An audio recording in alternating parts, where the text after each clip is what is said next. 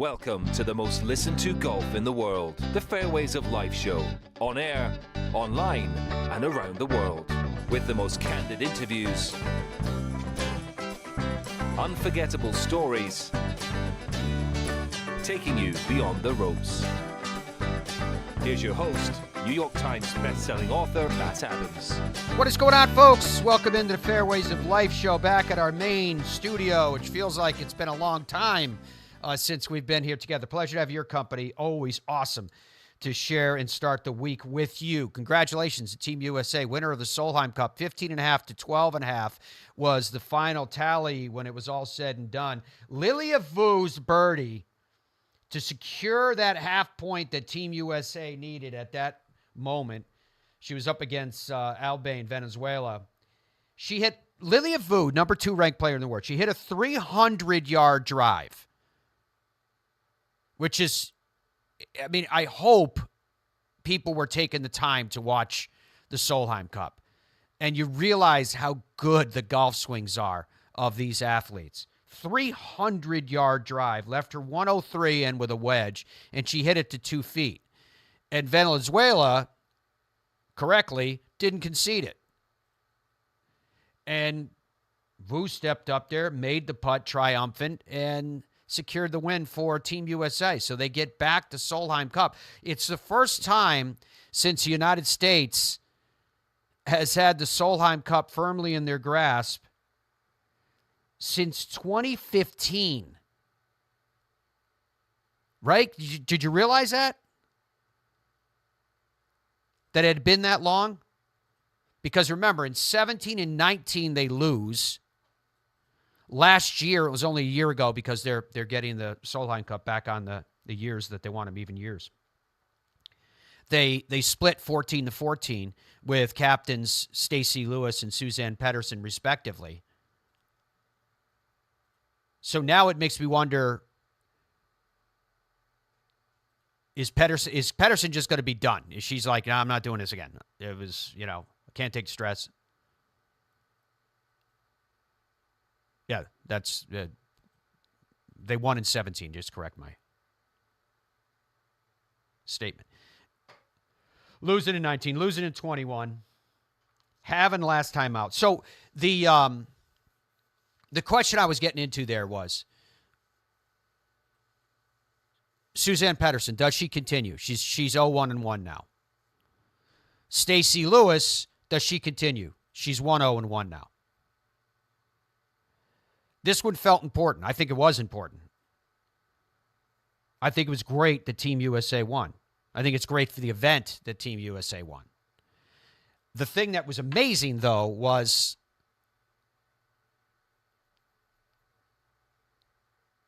how much it became kind of nail-biting down the stretch.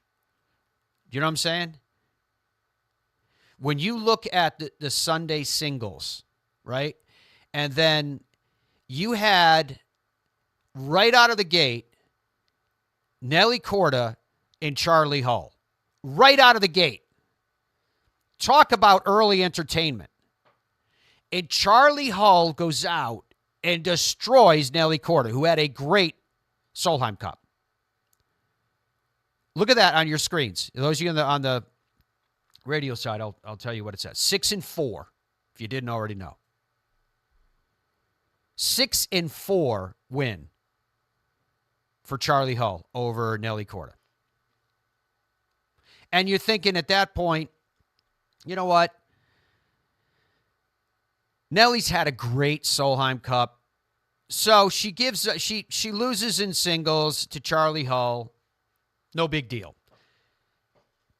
That feeling was accentuated by the fact that as much of a butt kicking as a 6-4 is in match play, Megan Kang,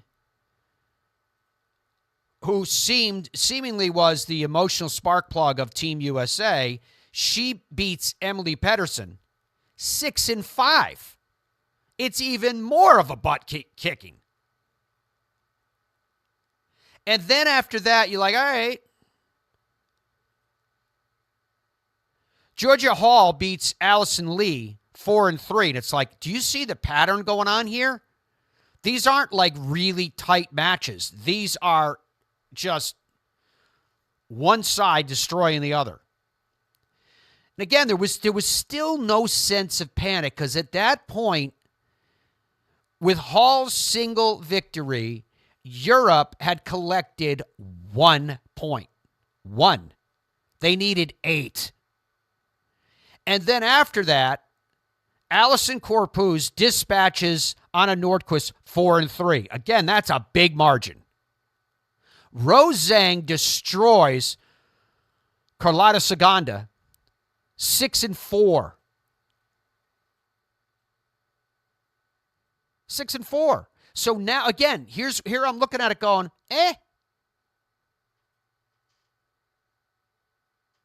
Team USA is up 1 point. They haven't lost ground. They've now gained ground. In the very next match, Andrea Lee ends up tying the match. Still, that's a half point apiece. It's like, we have no problem here.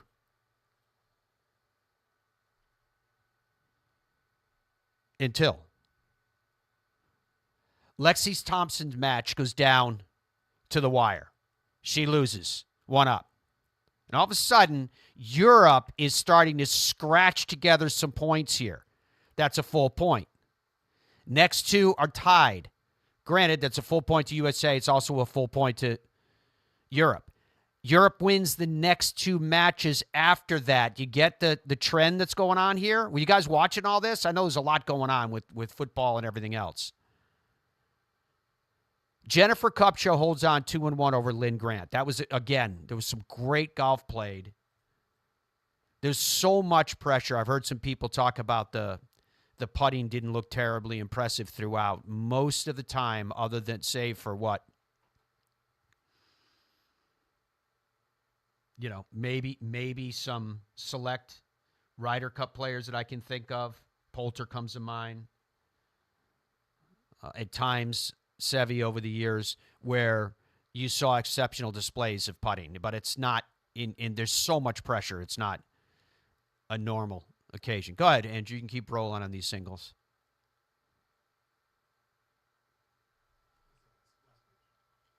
So we get to Lilia Vu. And Lilia Vu is playing against Albane Valenzuela. And as I opened up the show telling you, she smashes Vu a 300-yard drive and hits a wedge to 2 feet. And the win is secured. And you're going to hear Stacey Lewis talking about it in just a moment because we have the sound from both captains. And there will be an accounting. There'll be recounting and there will be an accounting that takes place. That's just the way it goes. And from Suzanne Pettersson's side, I think the big question they have with her is why didn't you play McGuire more? She had turned into Leona was a Solheim assassin, but she sat for 3 sessions. I mean, what was that about? What was the mentality? And that's why I go back to that question that I asked you initially. Do you think Suzanne Pettersson will come back? And then I have a question for all of you guys.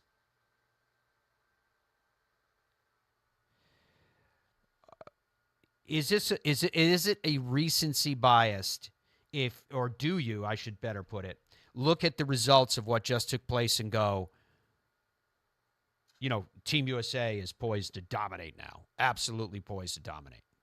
That's where we're at. When you see how razor thin it ended up being when it was all said and done. Or do you have this mentality of, no, this was the getting on the other side that we needed? Because usually, the reason I'm asking that question is usually in the wake of a team's win. And this was in the final tally 15.5, 12.5. Even though it didn't feel like a big margin, it was when USA got to 14.5, they had secured the cup, but the matches finished, the ones that are on the course because of record keeping, etc. Do you feel like no, this is new blood, this is fresh blood, this is for the Solheim Cup team? The same things happened to them that we need to happen convincingly on the United States Ryder Cup team. Get new blood in there. Get new people in there. Get the younger players in there. Stop putting people on the team because of legacy. Build a team that's the best players right now. Well, does Team USA have that? Dom, what did you do with the question of the day, just by any chance? Is anything close to that? Or No, it actually is unrelated to the Solheim Cup, but I'm happy to share it if you want to hear it. Yeah, I do want to hear it. The question of the day is phrased as follows. Does Rory McIlroy have a closing problem? Yes or no? Obviously, yes. Now, what prompted you to do a question that wasn't Solheim Cup, just out of curiosity? I mean, the Solheim Cup's over. What am I mean, I don't see, I mean, I don't want to talk about, at least for me, I'm not thinking in terms of, well, what does this mean for the next Solheim Cup? I mean, the President's Cup is like a week away. Rory just blew the Irish Open. LIV Golf's individual season just ended. I feel like there's a lot of things we could discuss. We are. And an event that's happening 2 years from today, just so, like, because that would be the only question. The only questions I would have about the Solheim Cup, Matt, would be future-related questions. Who is the next superstar for the U.S. team? Is it Megan Kang? I think it might be. Who should be the next captain for the U.S. team and the European team? I think these are interesting questions.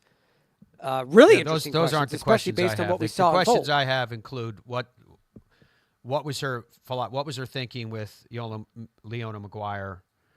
What's the thinking of what went right, what went wrong? No, I'm not looking just 2 years down the road. I am curious about what I asked you guys about in terms of captaincy. Would you keep doing it? And I think those decisions tend to be made pretty quickly in the wake of these things.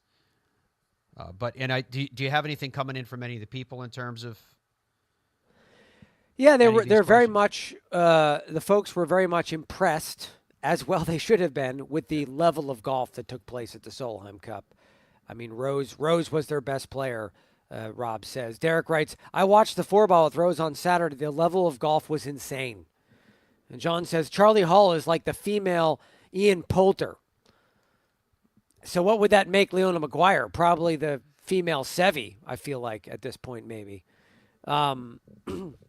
Really enjoyed the weekend watching all the golf in the Solheim Cup, Bob writes. I mean, I think a lot more people watch the Solheim Cup than you would have imagined, especially globally, Matt. Yeah. Because in the States, yes, American football was happening. And so I think that took some of the excitement away if you were watching in the States, because I think some people might have switched over. But I think the rest of the world, especially in Europe, was tuned in. And to your point, down the stretch there, it tightened up quite a bit because Leona Maguire beat Allie Ewing 4-3 before they finished up early because she crushed her. So they got that point, and there was only, I believe there's only 2 matches left on the golf course when Lilia Vu secured her half point. Mm-hmm. So that's not a massive gap, Matt. That's still very close. I know Jennifer Kupcho won her last match, and I believe Sarah Schmelzel, who lost one up, was the other match that was still on the golf course when Vu made that putt. So, you know, it literally came down to the end of the end because Leona secured her point in advance. So it was quite tight. At the time she secured her point, there was a lot of tension with the players. You could tell on the broadcast on television, there was an incredible amount of tension coming down the stretch because it was absolutely not set in stone. There were still a lot of things that could happen. I mean, that match with Sarah, you can see it's just a one-up match. I think it was tied at the time that Vu was putting. So anything could have happened. And it was intense. It was great. It was definitely It's just intense. what we want it to be. Yeah, it was very, very enjoyable as everybody's weighing in on saying. All right, so we're going to take a break here. When we come back, you're going to hear from, we're going to start with Team USA and hear what Stacy and her teammates had to say about the victory by Team USA. Once again, having the Solheim Cup back after the a long time. A record coming in was Europe had won 2 of the 3, and then they tied the other. What does this mean to them, which is more important than anything else in speculation on our end? So we're going to hear about that right after this. The Fairways of Life show is presented by the PGA Tour Superstore. They are the #1 golf retailer, coast to coast. If you need it for your golf game, surely you can find it at the PGA Tour Superstore, where you shop with the pros. I got ball fit in 2000, went on a little run.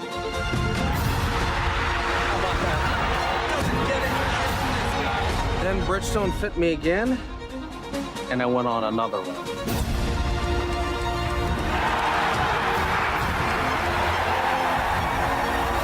I just got fit again for the new Tour BX. The ball fitting's been helping me. Will it help you? PGA Tour Superstore pros aren't born. They're made.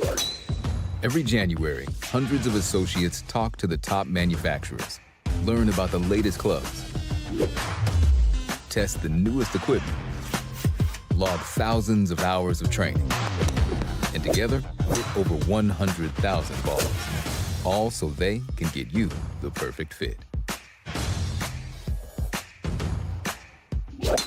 I think when you're training for other sports, or why most people go to the gym is so that they can have muscles and be strong and be healthy.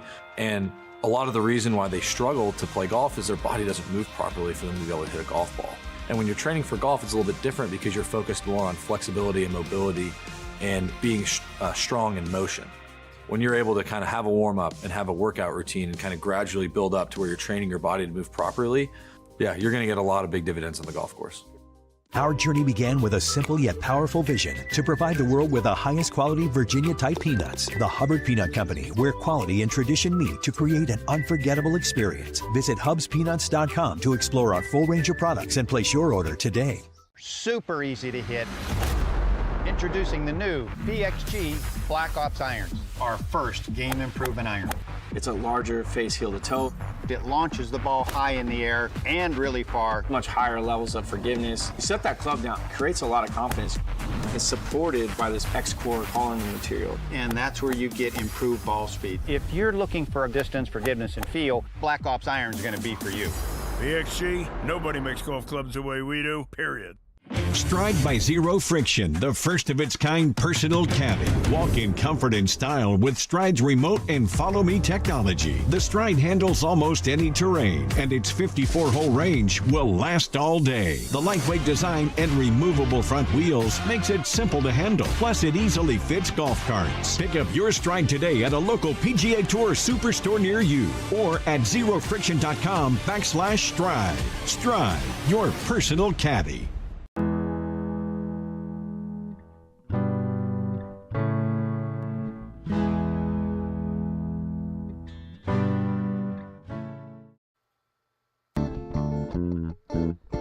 Welcome back to Fairways Life Show. Pleasure to have your company. Yes, so as I was mentioning to you, for Stacy, she's now undefeated as a captain, which is pretty amazing because when Team USA tied in the last Solheim Cup, 14-14, it felt like a loss, and it was openly referred to coming into this week. They were talking about coming in.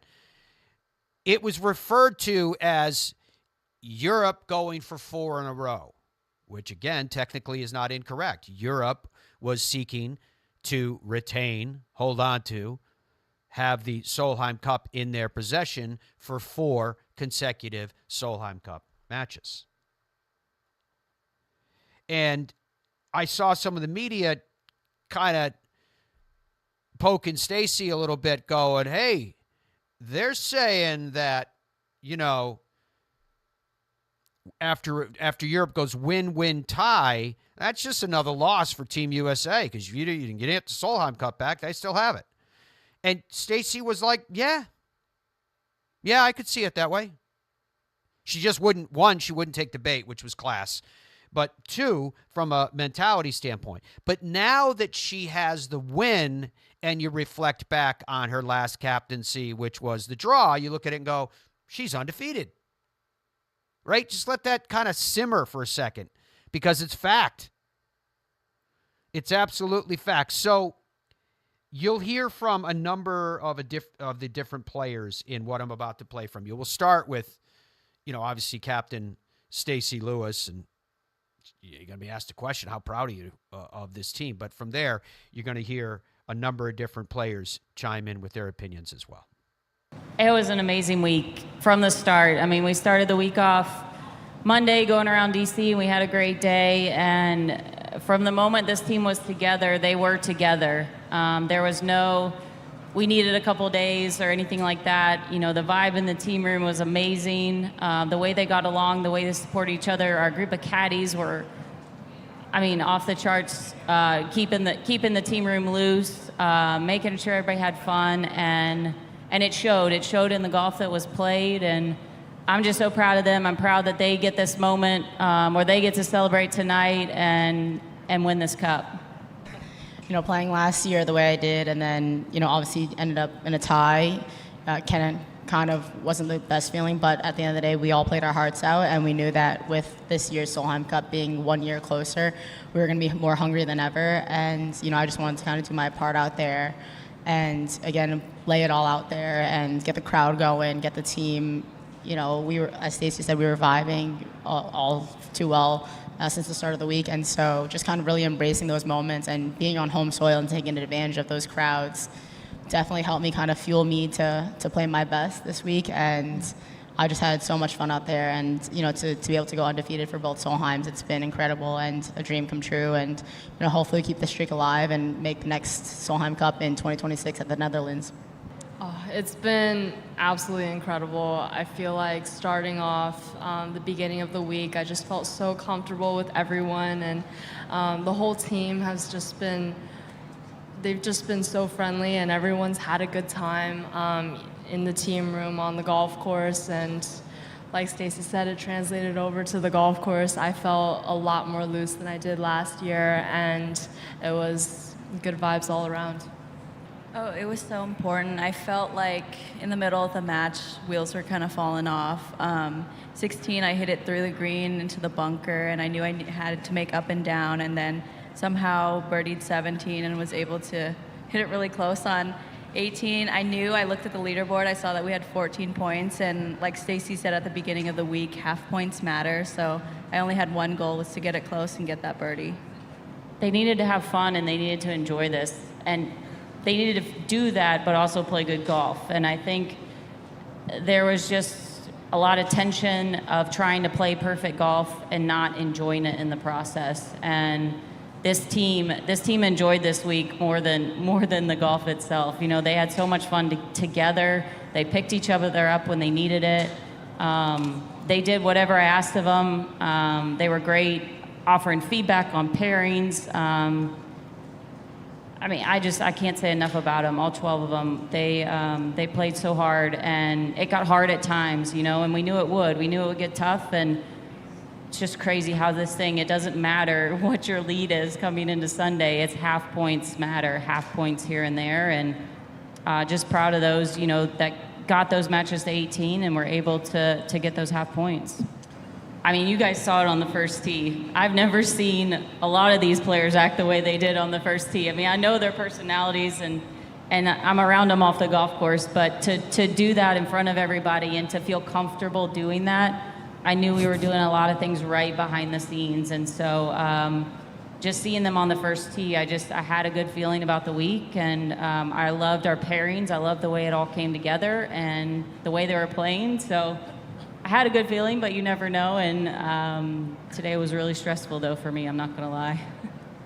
It was my first Solheim, so I don't really have anything else to compare it to, but it was an amazing week. I wouldn't change anything. I had an absolute blast with everybody out here, the caddies, my teammates, captains, our families that were around. It was a very special week. I think she did okay. And I knew she would, and that's honestly why I put her in the position I did today. I figured it was going to come down to that 6, 7, 8 matchup, and I put people there that I knew that I could trust to make the putts and that could handle the moment, and I knew she could handle the moment just from the way her attitude has been all week. And even when she was down today, the attitude was amazing. And I had a lot of belief that she was going to keep that match going. Yeah, it was very special. It meant the world to me just to be here and to be part of this team. These girls are incredible. Words can't really describe just the personalities on this team and the talent that each and every one of them has. Like they've all said, from the beginning of the week, there was just something about this team that was different. The atmosphere, the energy, from the team rooms to the bus rides to the first tee experience. There was nothing like it, and just how we all came together and had fun and played some amazing golf on top of it. It was just great to be part of it. Because she deserves that moment. I think she was kind of one of those first players to really get that first tee going loud and going crazy, and I think the Solheim Cup is what it is because Lexi started that, and she started with that energy, and all of my favorite Lexi memories are at the Solheim Cup, and I'm just super proud of her. I know today was hard. It was a hard day for her emotionally, I think, and just proud of her fight. And, she's been a leader of this team for a long time, on and off. She leads by the way she prepares and the way she goes about her business. And who knows, maybe she'll make another one. This was probably the most fun I've had on a golf course ever. Just the team environment, the caddies, everyone getting along. The fans, everyone was so incredible. We all vibed really well off of each other, and this is probably the most I've laughed and the most I've fist pumped ever on a golf course, and it was just an amazing week and a dream come true. In Spain, it didn't really hit me until I got on the airplane, and I was sitting on the airplane with my daughter, and she was sleeping, and I just lost it, and I started crying. I was like, we did all this work for these girls to play to a tie. And that was literally the only moment that, from that point on, though, it was right back to work because I don't want that to happen again. And there were parts of this journey that were hard. It was busy. There was a lot of work at times. There were frustrating things at times, but that's part of it. And just to watch them celebrate and to see Lilia pull off that shot in that moment was just really, really special. It is so cool to see the leadership abilities that come out from individuals when they get put in this position. Representing their respective flags, representing their teams, their tours, and for us, I guess, collectively to get to know them in a way that perhaps we didn't before. I thought Suzann Pettersen, in the wake of the defeat, now obviously when I say the wake of the defeat, you're not even talking about, a day since it took place. So I thought she's handled herself with class and decorum. You're going to hear from the European side captain and players when we come back on the Fairways of Life shows. We continue our recounting of Solheim. As Dom alluded to earlier, too, we have other golf news which we're going to get to today, including Jon Rahm in Chicago with LIV securing a big victory, what represents a season's worth of effort. This was a rookie season for him on LIV, and Rory McIlroy, another, I don't know, is it fair to call it a shocking finish? I mean, he had a guy shoot a 65 to chase him down. But nonetheless, I think it was shocking for what we expect from Rory in terms of how the final results played out. But when we come back, we're going to hear from Team Europe in the wake of the Solheim Cup. Stay with us. In Ireland, golf is more than just a game.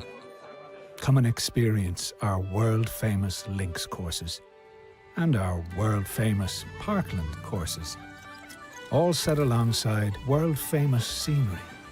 And visit our world-famous historic sites. And while you're here, enjoy our world-famous hospitality. Fill your heart with Ireland at ireland.com/golf. Ben Hogan Golf Equipment is back. Established in 1953, we serve golfers who demand excellence of their equipment. Designed by the game's best engineers, forged in the world's best foundries, and built to order in the USA. Don't settle for off-the-rack disappointment. Elevate your game with custom clubs at direct consumer pricing. Exclusively at benhogangolf.com. That's benhogangolf.com. The best feeling iron I've ever hit. Introducing the new Gen 7 irons, the greatest leap forward in irons technology, in performance, in PXG history.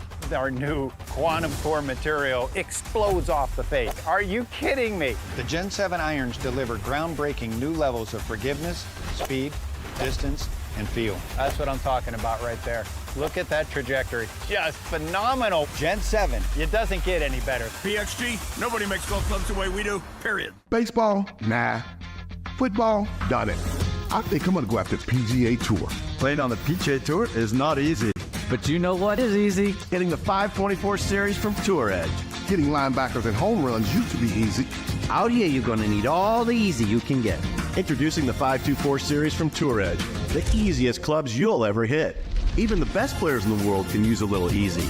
I like the sound of that. Look out, PGA Tour. Pound for pound, nothing comes close. What would your ultimate golf experience be like? Just you and a friend? Or would you round up some buddies for a foursome? Just one day? Or an entire week? There's a good chance your ultimate golf experience could be Michigan's magnificent 10. 10 incredible courses set among 3 remarkable resorts. See for yourself. Book your ultimate golf experience today. Our journey began with a simple yet powerful vision to provide the world with the highest quality Virginia-type peanuts. The Hubbard Peanut Company, where quality and tradition meet to create an unforgettable experience. Visit hubspeanuts.com to explore our full range of products and place your order today. PGA Tour Superstore pros aren't born. They're made.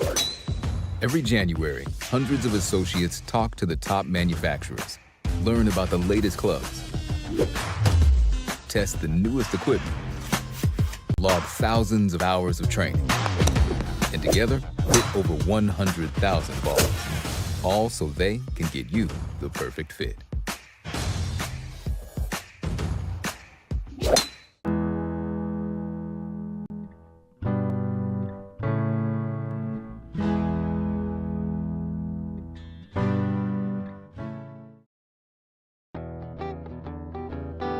As we welcome you back to the Fairways of Life show on this Monday, following victory at the Solheim Cup by Team USA.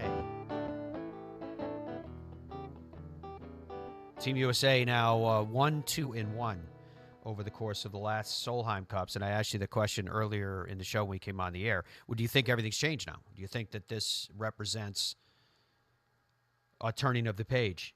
And now Team USA is going to go on a dominant run. Stacy was saying, captain of Team USA, it almost seems like whatever lead you have going into Sunday, the other side's going to have their fight back. And so it's hard, I think, my personal opinion, I'm curious what you guys think, but I think it's hard to presume that one side has it all figured out. Don't we do that every single time there's a victory, a sizable victory at Solheim Cup or at the Ryder Cup? After Rome, everybody's convinced Europe is going to, they've got America's number, but then they come over to the United States and Team USA kicks butt and everyone goes, yeah, they've got it figured out. Solheim Cup records. It's impressive. Andrew's been popping this in there throughout the course of the show. Rose Zhang, 4-0. Lauren Coughlin, she's 3-0-1. Allison Corpuz, 3-1. Megan King, 3-0. These scores are unbelievable. Nelly Korda, 3-1. Andrea Lee, undefeated, 2-0-1. Sarah Smelzel, 2-2. Lilia Vu, 1-2-1. Jennifer Kupcho, 1-2.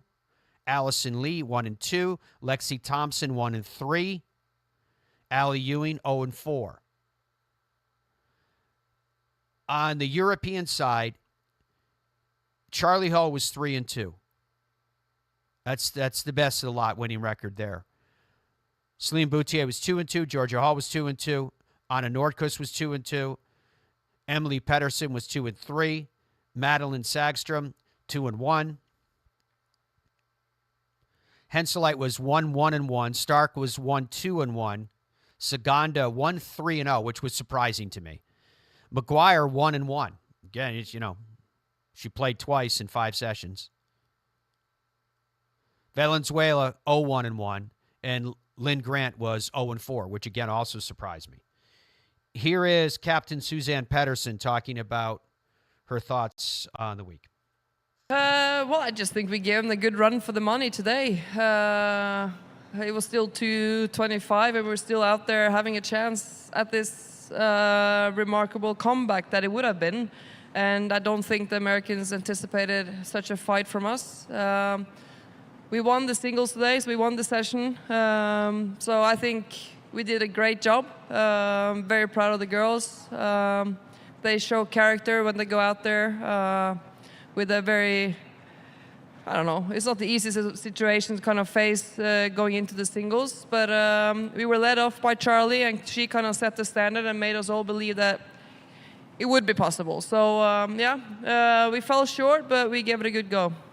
I don't think a lot of people realize how much good golf has been played. I feel like Europe played really well. I mean, there's obviously not a lot of claps when we hit good shots. So you kind of had to, make a high five with your teammates. But I mean, it's a tough golf course. A lot of tough golf holes out there. There's been a lot of birdies and eagles made out there. Hats off to the Americans, and they played really well. I'm really proud of my team. We played just as good at times, just didn't seem to make some of those momentum-changing putts. But I don't think people realize how good the state of women's golf is. So I'm really proud to be a part of it as a player and as a vice captain. And I mean, congrats to the U.S. But I think we got some fuel, and we're ready to be back in 26. And I can't wait to watch these girls compete again.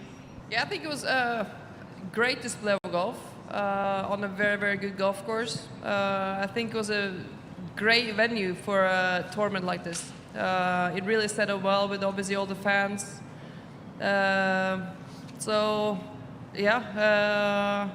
Would love to come back and play this course, on a regular Tuesday. What did you say to your team when it was over? What was the message? We lost. That was it? I mean, it was...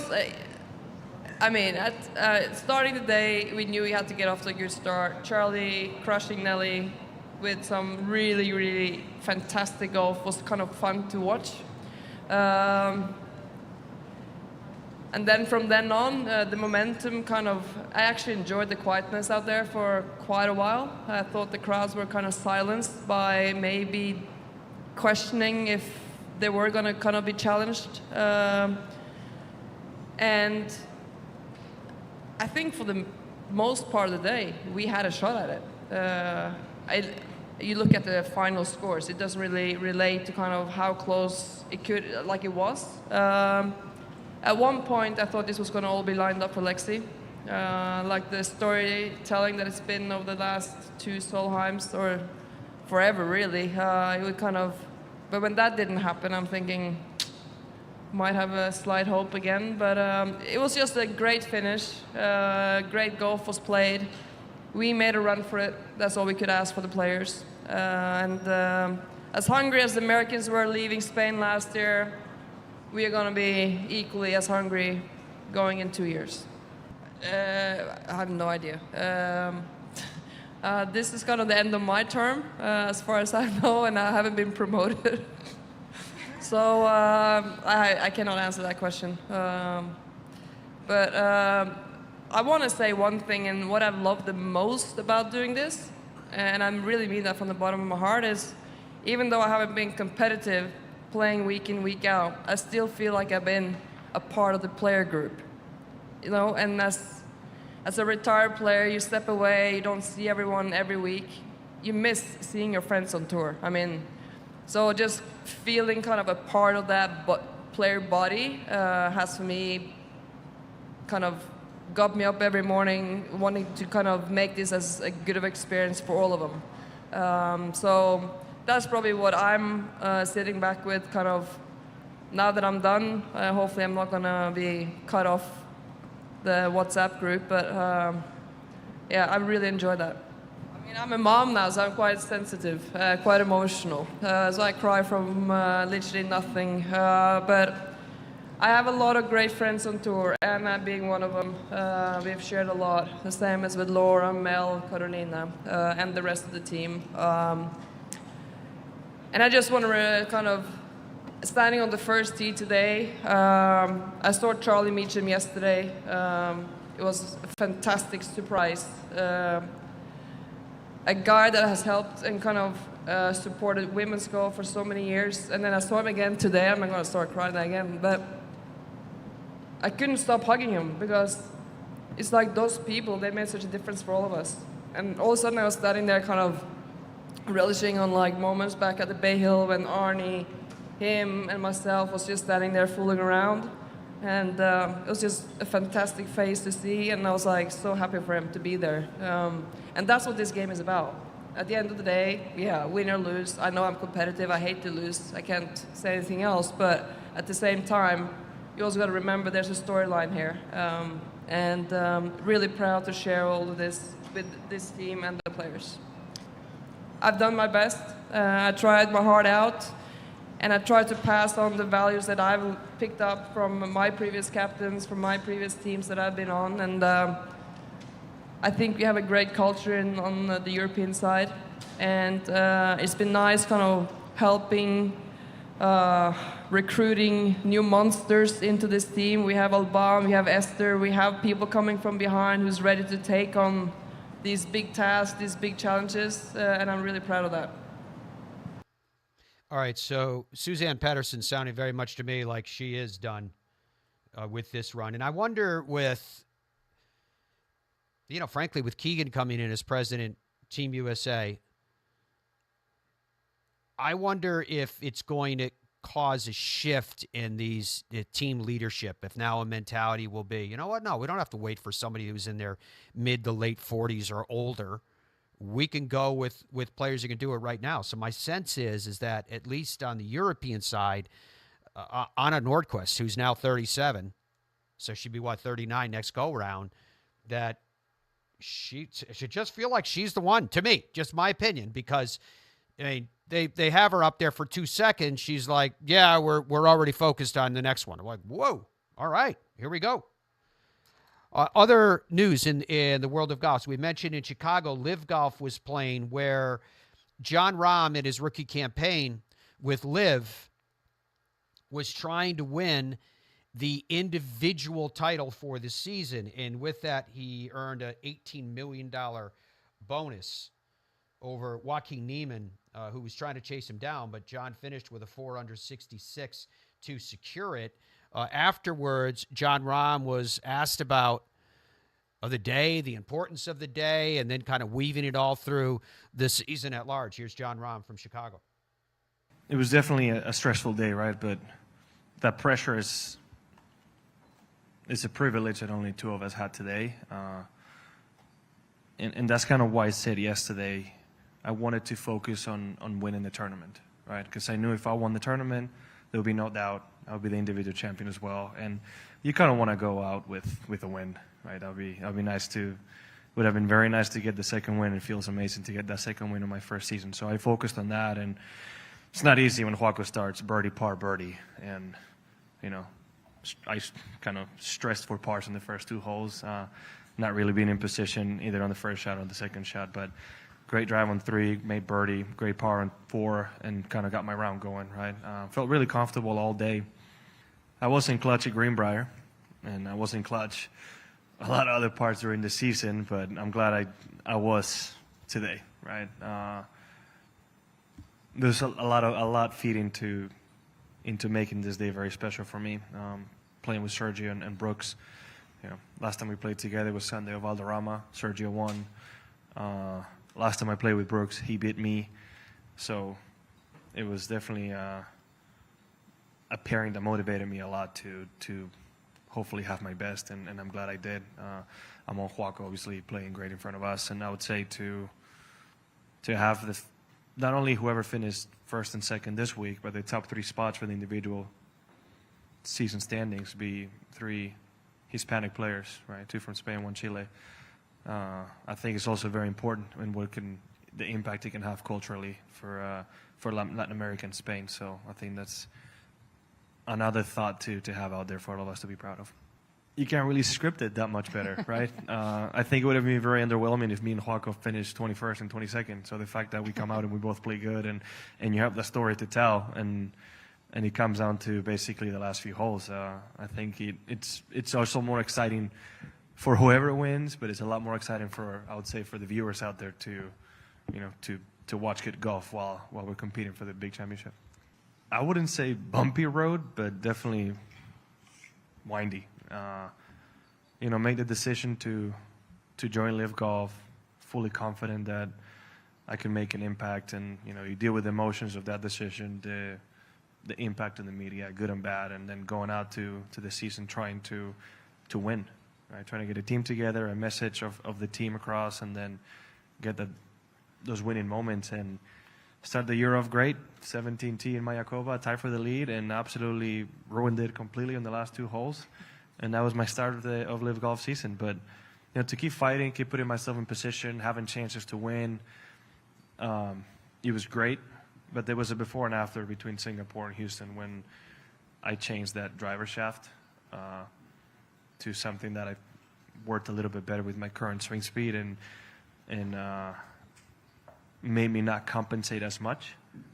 Kind of felt better, a more natural swing, easier for myself to hit the fade, and that's when I saw the big difference. From Nashville on, my level of golf was a little bit higher, more comfortable, where I didn't feel like I had to try so much. And at that point is when I felt that the win was almost at that point just a matter of time, and getting it done at JCB was incredible. Amongst all that, the personal situation with Kelly's issues in the pregnancy, it's something that from pretty much April on wasn't easy at all. Having to be gone in Europe for a month while she was dealing with that and away from family wasn't easy. And to now come towards the end, where we're can almost feel what it's going to feel like to hold our baby girl and get the second win in the championship done, it almost feels like it's too good to be true right after the year that we've had. So can't wait to go home in that sense and be able to give him a hug today. The flex will be if Jon Rahm's like holding his new baby and like there's a photo put out by his team or whatever, so happy to welcome our new baby girl, whatever, and he's wearing that ring. Look at that. You got to just wear that thing around socially now. Hey, how you doing? Nice to meet you. What are they, Dom? What are the details? The details of that ring are that it is 5.78 carats of pristine white diamonds, 1.2 carats of vivid natural green emeralds, and it weighs 85 grams. It's a 14-carat gold statement piece, and it's a statement piece. The LIV folks have put an embedded QR code within the ring. QR code is that thing that we all see on our TVs that you scan to get information or whatever. Well, and in that QR code, they've put a clip of like his winning putt. So he can like, I think it's underneath the ring. So he unscrews it or he turns it over, he scans it, and then on his phone he can watch a replay of his winning putt. Or when he's showing somebody, if somebody's like, hey, is that a 5.24 carat diamond ring for something? It's like, yeah, here, scan this QR code.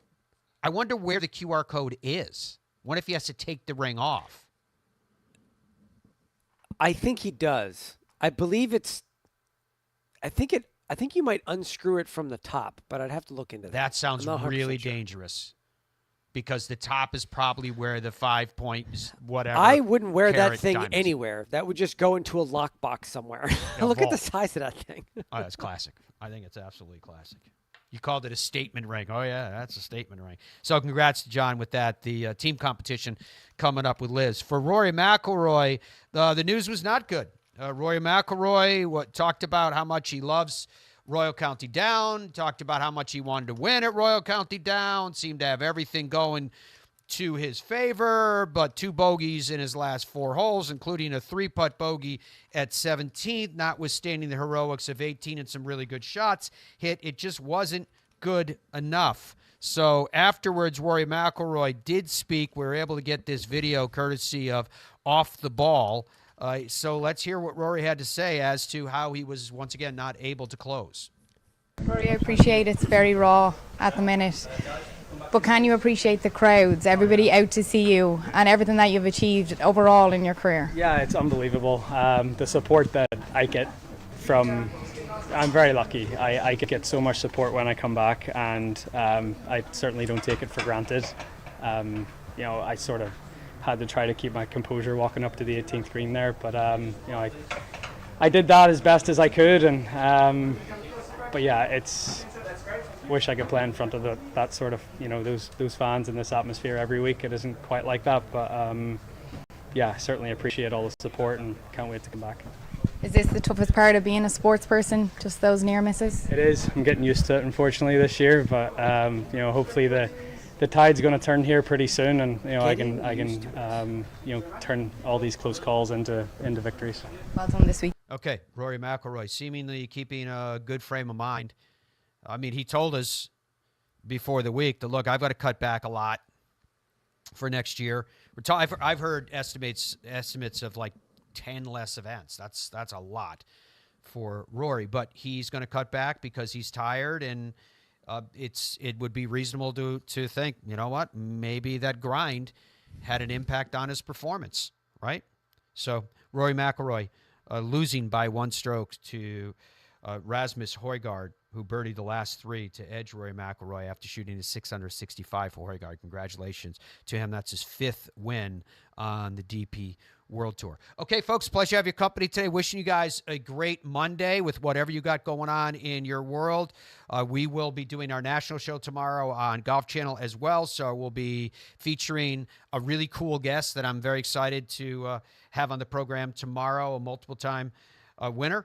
And we will carry on in our march of sharing a passion over the game of golf. Until then, be well. Goodbye for now.